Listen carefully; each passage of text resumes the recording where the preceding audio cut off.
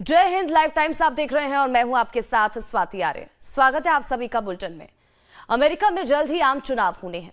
ऐसे में यहां की दोनों ही पार्टियों के बीच अपने अपने चुनावी एजेंडों को लेकर दोनों कैंडिडेट्स के बीच बयानबाजी का दौर जारी है। अमेरिका के राष्ट्रपति ने इस बार के आम चुनाव को लेकर अमेरिका में अवैध इमिग्रेशन को लेकर बड़ी बातें कही हैं। वही कुछ कानूनी बदलाव करने की बात भी पूर्व राष्ट्रपति ने कही है। वैसे में अमेरिका में रह रहे भारतीय मूल के निवासियों का इस पर क्या असर पड़ सकता है, इस रिपोर्ट के जरिए आपको दिखाते हैं।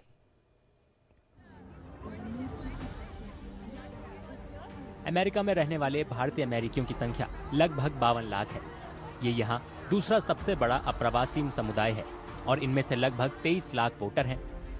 राष्ट्रपति चुनाव में अब एक हफ्ते से भी कम वक्त बचा है। इस बार के चुनावी कैंपेन में इमिग्रेशन सबसे विवादित मुद्दों में से एक बना हुआ है। ये मुद्दा भारत समेत दक्षिण एशियाई देशों और दूसरे अप्रवासियों के लिए बेहद खास है। कुछ भारतीय अमेरिकी वोटरों का मानना है कि समुदाय के बीच डेमोक्रेट्स को जो पारंपरिक समर्थन हासिल है वो इस बार शायद उन्हें नहीं मिल पाएगा। So the first thing that is really concerning the community is the illegal immigration issue, because it's the tax dollars that are going, and the number of people that have come is above 12 million, which is unprecedented in American history. And it really bothers the community because the American Hindu community, which is mostly the Indian American community, pays about 6% of the taxes despite being only 1.5% of the population. And they feel that their tax dollars are going towards something that doesn't benefit America.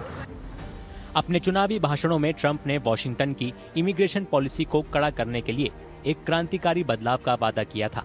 उन्होंने कहा था कि अगर वे दोबारा राष्ट्रपति चुने जाते हैं तो वे अमेरिकी इतिहास में अवैध अप्रवासियों के सबसे बड़े डोमेस्टिक डिपोर्टेशन ऑपरेशन को अंजाम देंगे।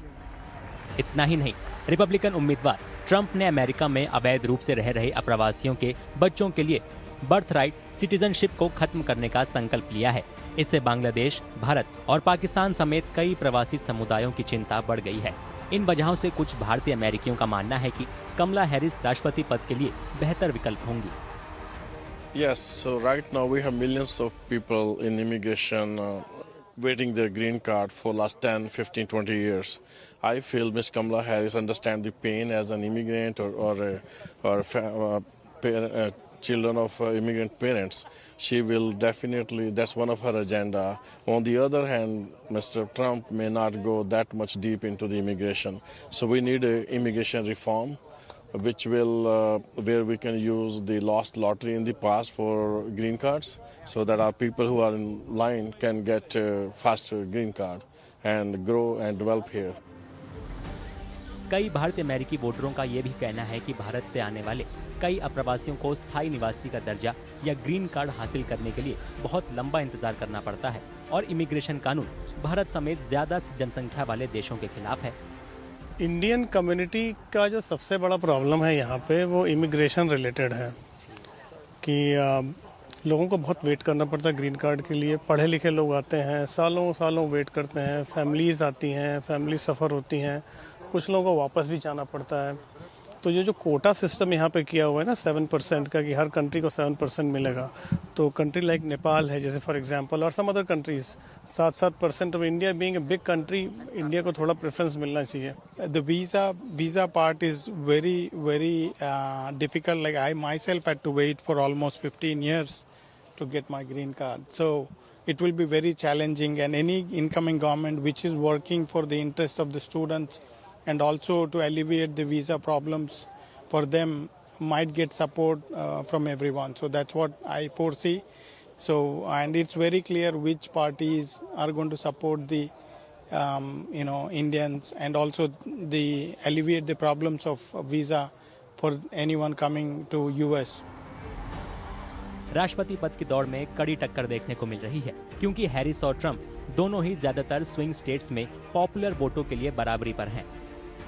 कार्नेगी एंडोमेंट की तरफ से इस महीने किए गए एक सर्वे में पाया गया कि रजिस्टर्ड भारतीय अमेरिकी वोटर रिस्पोंडेंट में से 61% कमला हैरिस को वोट देने के लिए सोच बना रही हैं।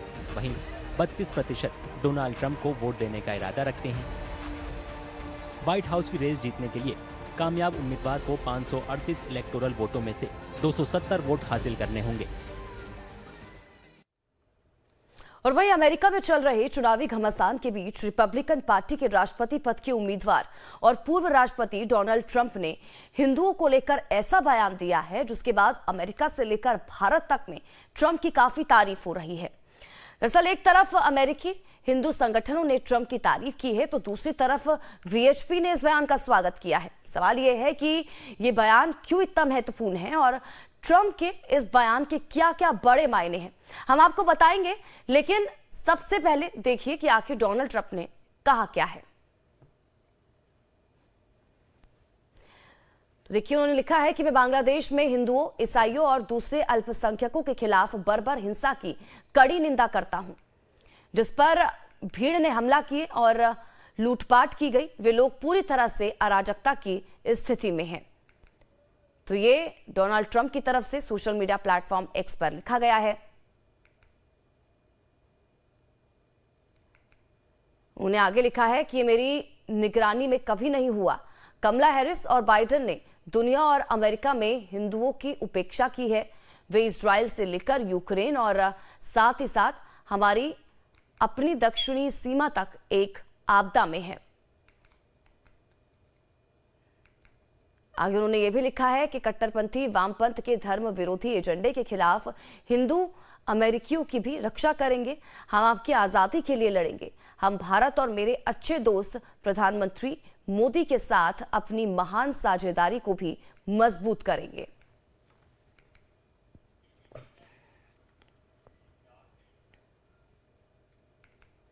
और वहीं बांग्लादेश में हिंदुओं और अन्य अल्पसंख्यकों को लेकर जारी किए गए डोनाल्ड ट्रंप के इसी पोस्ट के बाद हिंदू संगठनों की प्रतिक्रियाएं भी सामने आने लगी हैं। हिंदू अमेरिकी समूहों ने अमेरिका और इसी के साथ ही बांग्लादेश सहित दुनिया भर में हिंदुओं के मानवाधिकारों की रक्षा करने तथा उन्हें कट्टरपंथी वामपंथ के धर्म विरोधी एजेंडे से बचाने के वादे को लेकर पूर्व राष्ट्रपति की सराहना की है। बृहस्पतिवार को दिवाली की शुभकामनाओं में ट्रंप ने बांग्लादेश में हिंदुओं, ईसाइयों और अन्य अल्पसंख्यक समुदाय के लोगों के खिलाफ बर्बर हिंसा की कड़ी निंदा की और कहा कि वो पूरी तरह अराजकता की स्थिति बनी हुई है। और इसके अलावा देखिए क्या कुछ अपने बयान में उन्होंने कहा है। उन्होंने लिखा है कि मेरी निगरानी में ऐसा कभी नहीं होता। कमला हैरिस और जो बाइडेन ने दुनिया भर में तथा अमेरिका में हिंदुओं की अनदेखी की है। वे इजराइल से लेकर यूक्रेन और हमारी अपनी दक्षिणी सीमा तक तबाही मचा चुके हैं, लेकिन हम अमेरिका को फिर से मजबूत बनाएंगे और पूरी ताकत से शांति को वापस लाएंगे। हम कट्टरपंथी वामपंथियों के धर्म विरोधी एजेंडे से भी हिंदू अमेरिकियों की रक्षा करेंगे। हम आपकी आज़ादी के लिए लड़ेंगे। मेरे प्रशासन के तहत हम भारत और मेरे अच्छे दोस्त प्रधानमंत्री नरेंद्र मोदी के साथ अपनी महान साझेदारी को भी मजबूत करेंगे। तो हिंदू को लेकर ट्रंप की तरफ से जो बयान दिया गया वो बयान लगातार आपको दिखा रहे हैं। तो देखिए चुनाव के बीच जारी किए गए ट्रंप के इस बयान के दो बड़े मायने हैं। पहला तो रिपब्लिकन उम्मीदवार डोनाल्ड ट्रंप को इससे चुनाव में फायदे की उम्मीद है, तो वहीं दूसरा कि इससे बांग्लादेश में हिंदुओं के खिलाफ हो रही हिंसा को रोकने को लेकर दबाव बनने में मदद मिलेगी। यही वजह है कि ट्रंप ने वीएचपी ने इस बयान का स्वागत किया है। वीएचपी की तरफ से भी जो बयान ट्रंप की तरफ से दिया गया उसका स्वागत किया गया है। और हम आपको बताएं कि ट्रंप को चुनाव में इस बयान से कितना फायदा होगा और अंतर्राष्ट्रीय मंच पर भारत को इससे क्या मदद मिलेगी। लेकिन पहले आपको दिखाते हैं कि वीएचपी का ट्रंप के बयान पर क्या रिएक्शन है।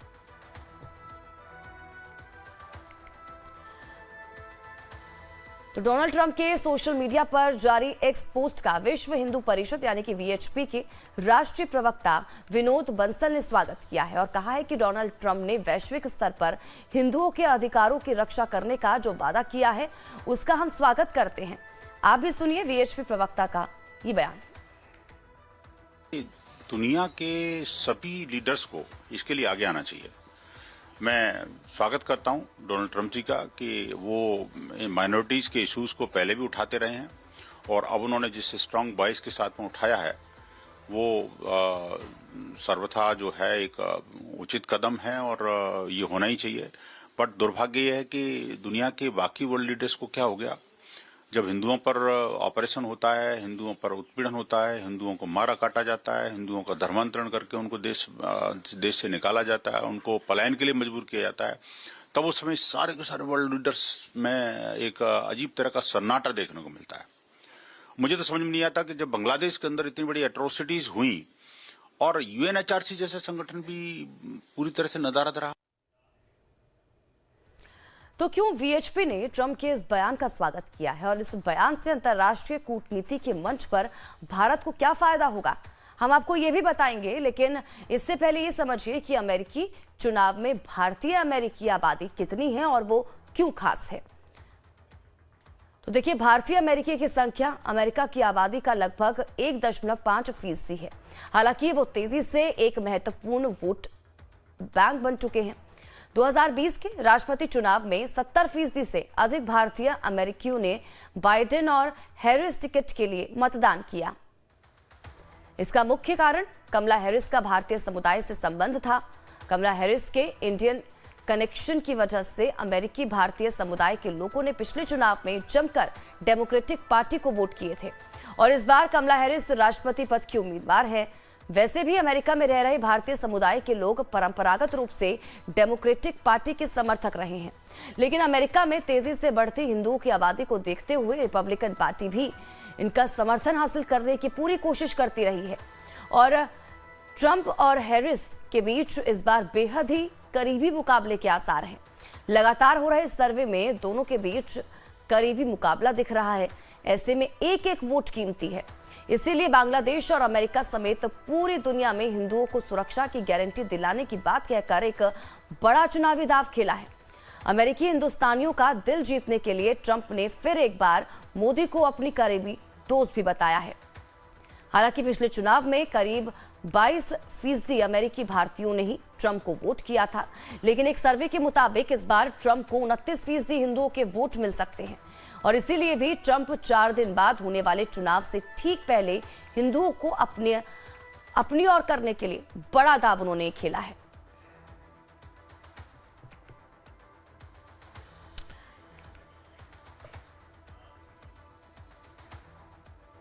तो ये तो बात थी डोनाल्ड ट्रंप के चुनावी फायदे की, मगर सवाल है कि ट्रंप के इस बयान का भारत को कोई फायदा हो सकता है। क्यों ट्रंप का बयान से वीएचपी से लेकर बीजेपी और इसी के साथ ही अठावले तक स्वागत कर रहे हैं उनके बयान का। आइए अब इसे भी समझते हैं। अगर ट्रंप चुनाव जीत जाते हैं तो जो बात वो चुनाव मैदान में कह रहे हैं वही कल अमेरिका की पॉलिसी हो सकती है। अमेरिका के राष्ट्रपति बनने के बाद ट्रंप को अपने इन जो बयान दिया गया है अपने बयानों पर अमल कर वो सकते हैं। अगर ऐसा होता है तो इसका मतलब होगा कि बांग्लादेश में जिस तरह इन दिनों कट्टरपंथियों की जो ताकत है वो हावी है, वो रुक पाएगी। उन पर भारत के लिए दबाव बनाना आसान हो जाएगा। शेख हसीना को सत्ता से बेदखल करने के बाद बांग्लादेश में जो हालात बने उसमें वहां के हिंदुओं पर जुल्म जो है वो ढाया गया। ये सिलसिला अभी भी पूरी तरह से दरअसल वहां पर थमा नहीं है। इतना ही नहीं, बांग्लादेश में इस वक्त कट्टरपंथी ताकतें हावी हैं। पाकिस्तान से लेकर चीन तक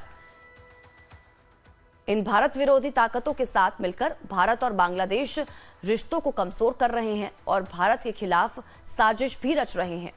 खास बात यह भी है कि इस पूरी घटना को लेकर अमेरिका की बाइडेन सरकार ने इस पर कोई बयान नहीं दिया है।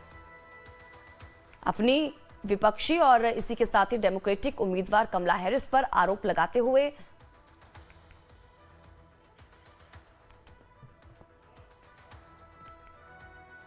तो देखिए, यही वजह है कि ट्रंप के बयान से भारत के नेता अपनी सहमति जता रहे हैं। सुनिए क्या कहा है रामदास अठावले ने।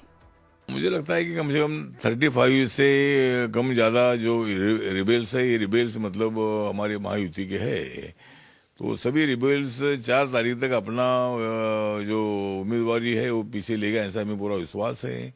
रिबेल कैंडिडेट से हमारा नुकसान हो सकता है और इसीलिए रिबेल कैंडिडेट को समझाने की कोशिश चल रही है और उसमें जो 99% रिबेल्स अपने उम्मीदवारी पीछे लेगा, ऐसा हमें पूरा विश्वास है, खातरी है। और महायुति को सत्ता में लाने के लिए उनके सहयोग की भी आवश्यकता है। तो सभी रिबेल्स को मेरा निवेदन है कि पार्टी इंटरेस्ट के लिए नरेंद्र मोदी जी के नेतृत्व को ध्यान में रखते हुए आपने अपनी उम्मीदवारी पीछे लेनी चाहिए, और लेकिन भविष्य में आपको भी सत्ता में कोई ना कोई तो भागीदारी मिलनी चाहिए। और आइए अब आपको ये भी बताते हैं कि बांग्लादेश में क्या हुआ था।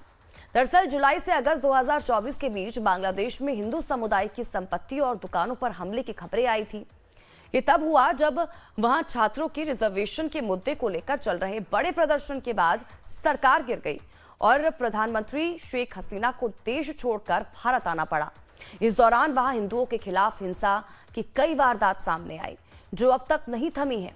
हाल ही में भी बांग्लादेश में कुछ हिंसक वारदातें हुई हैं। गुरुवार 31 अक्टूबर की रात ढाका में शेख हसीना की गठबंधन पार्टी के हेडक्वार्टर में आगजनी की गई है। बताया जा रहा है कि कुछ लोगों के बीच झड़प और तोड़फोड़ हुई और फिर पार्टी मुख्यालय में आग लगा दी गई। बांग्लादेश की पूर्व प्रधानमंत्री शेख हसीना अब भी भारत में हैं। शेख हसीना के पीएम रहते भारत और बांग्लादेश के बीच अच्छे रिश्ते रहे, लेकिन अब वहां कट्टरपंथी ताकतें हावी हो रही हैं जो दोनों देशों के रिश्ते को न सिर्फ कमजोर कर रहा है बल्कि पाकिस्तान और चीनी गठजोड़ से भारत के खिलाफ खतरा भी पैदा कर सकता है। ऐसे में ट्रंप का बयान कूटनीतिक तौर पर भारत के पक्ष को मजबूत करेगा।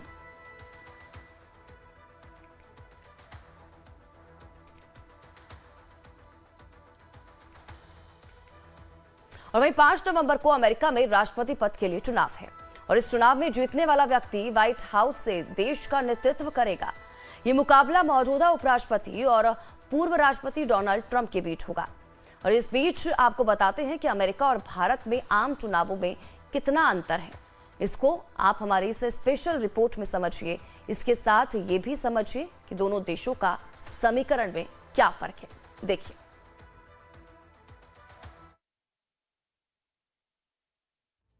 संयुक्त राज्य अमेरिका में चुनाव होने वाले हैं। ऐसे में हर भारतीय ये जानना चाहता है वहाँ के चुनाव अपने देश से कितने अलग हैं। भारत के आम चुनावों में वोटर सांसद को चुनते हैं। बहुमत हासिल करने वाली पार्टी के सांसद अपने नेता का चुनाव करते हैं। जो सांसद नेता चुना जाता है वही प्रधानमंत्री बनता है। लेकिन अमेरिका में वोटर राष्ट्रपति के लिए वोट डालते हैं। इसमें इलेक्टोरल कॉलेज भी शामिल होता है। अमेरिकी नागरिक सीधे राष्ट्रपति के लिए वोट नहीं करते हैं। इसके बजाय वे इलेक्टर्स के प्रतिनिधि को चुनते हैं जो राष्ट्रपति पद के लिए वोट डालते हैं। अमेरिका में 538 इलेक्टर हैं। जिस उम्मीदवार के पास कम से कम 270 वोट हो जाते हैं वो जीत जाता है। Well, India and US systems are different. In US has a presidential form of election and the government, and India follows the Westminster model, which is the UK model. Now, in USA, they follow the system of electoral college, which distorts the popular vote. It happened in Hillary Clinton's time. She got 3 million more popular votes, but she got less votes of the electoral college, and some states, particular which are considered the swing states, decide this. America में जब आम चुनाव होते हैं तो वे अनिवार्य रूप से अपने उम्मीदवार को दिए गए इलेक्टर के लिए वोट डालते हैं। ज्यादातर राज्यों में जो उम्मीदवार बहुमत हासिल कर लेता है उसे उस राज्य के सभी इलेक्टोरल वोट मिलते हैं। इसका मतलब ये होता है कि अमेरिका में कोई भी उम्मीदवार बिना सभी का समर्थन मिले भी राष्ट्रपति बन सकता है। इसकी तुलना भारत से करें तो भारत के आम चुनाव में जीते सांसद ही प्रधानमंत्री चुनते हैं। So they propose the electoral college, and that gives every state a number of votes equal to its number of representatives in the House of Representatives, plus 2 senators. Every state gets 2 senators. So, for example, a very small state gets only 1 representative, and it gets 2 senatorial electoral votes, so it gets 3 votes in all. The largest state, California, gets 52 representatives, plus its 2 senators gives it 54 electoral votes. So it is more or less proportional to the size of a state, how many votes that a state gets. After the popular votes are counted, then one determines who gets a plurality of electoral votes in that state. Plurality meaning who gets the most popular votes in the state. And in almost all states, in 48 of the 50 states, all the electoral votes of that state go to the popular vote winner, even if it's not a majority. America में राष्ट्रपति चुनाव का last round भी काफी अलग होता है। America में इलेक्टरों के चुने जाने के 41 दिन बाद औपचारिक रूप से आधिकारिक वोट डालने के लिए मिलते हैं। इसे कांग्रेस अगले राष्ट्रपति की घोषणा के लिए जनवरी में गिनती है। हालांकि भारत में चुनाव आयोग गिनती के तुरंत बाद परिणामों की घोषणा करता है। इसके बाद राष्ट्रपति बहुमत दल या गठबंधन के नेता को सरकार बनाने का न्योता देता है। यह भारत के सत्ता परिवर्तन को अधिक प्रत्यक्ष बनाता है, जबकि अमेरिका में अंतिम फैसला लेने के लिए इलेक्टोरल कॉलेज पर निर्भर रहना पड़ता है।